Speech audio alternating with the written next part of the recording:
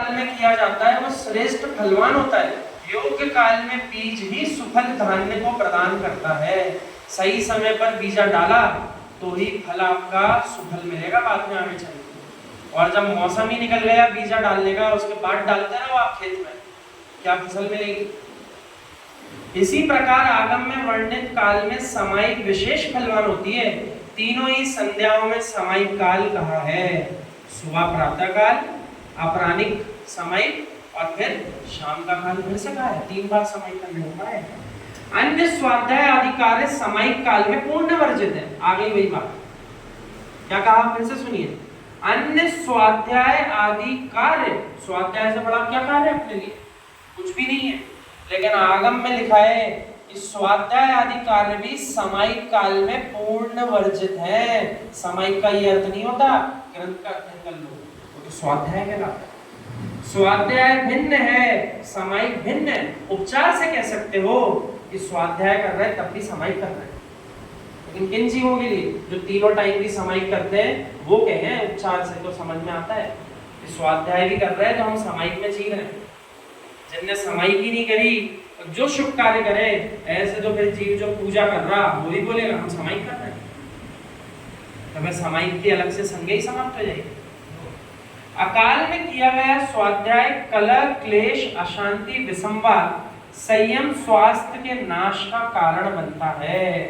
यानी असमय में आपने अगर शुभ कार्य जैसे स्वाध्याय भी कर लिया तो वो भी कलह और क्लेश का कारण बन जाता है। हमने कई बार आचार्य विश्वसागर महाराज जी को, ब्रह्मचारी भैयों को और महाराज जियों को समझाते हुए देखा। अभी आपको हम सिद्धांतों की वाचना करके समझा रहे, सुना रहे, माला फेरना बंद कर दो। क्या कहा हमने, माला फेरना भी बंद कर दो, ये कार्य तो आप बाद में कर लेना। अभी जिन सिद्धांतों की परिरूपणा चल रही तो माला फेरते फेरते आपको सिद्धांत प्रवेश नहीं कर पाएंगे, और सिद्धांत प्रवेश कर रहे हैं तो माला नहीं कर रही, तो ध्यान आपका सिद्धांतों में। इसलिए यथा योग्य काल में सभी आवश्यक कर्तव्य करना चाहिए। सब कार्य करने का अपना अपना समय है। 6 आवश्यक जो श्रावक के कहे वो दिन भर के अंदर करने का समय है। जब आप सो जाओगे उसके बाद 6 आवश्यक कर पाओगे? देव पूजा प्रातः काल में होगी कि शाम को होगी? सुबह ही होगी।